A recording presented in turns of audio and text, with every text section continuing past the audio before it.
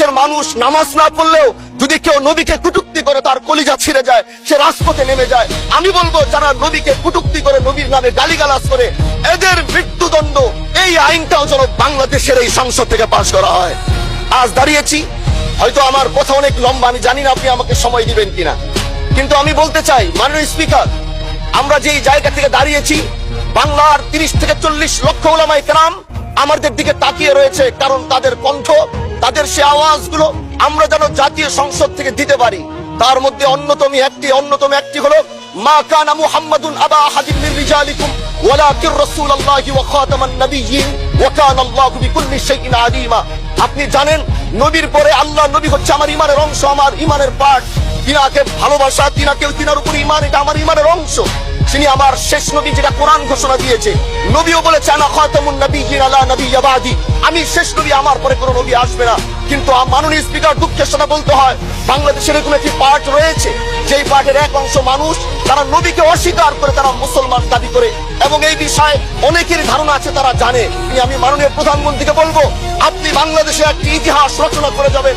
আপনার মাধ্যমে যদি এটা স্বীকৃতি পায়, যারা নবীকে অস্বীকার করে তারা কোনোদিন মুসলমান থাকতে পারে না, এটা আইনের মাধ্যমে, এটা বাংলাদেশের পার্লামেন্ট থেকে ঘোষণা হবে, সেটা আমরা চাই।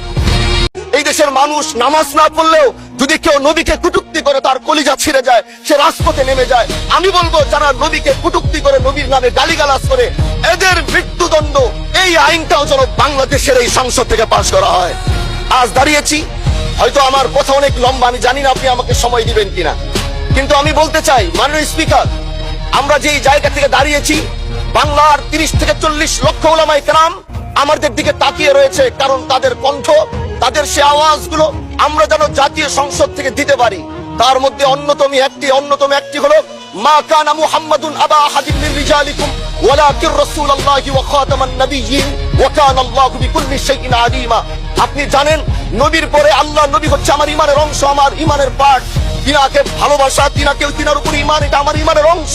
তিনি আমার শেষ নবী, যেটা কোরআন ঘোষণা দিয়েছে। নবীও বলেছে আনা খাতামুন নাবিয়্যিন লা নাবিয়্যা বাদি, আমি শেষ নবী, আমার পরে কোনো নবী আসবে না।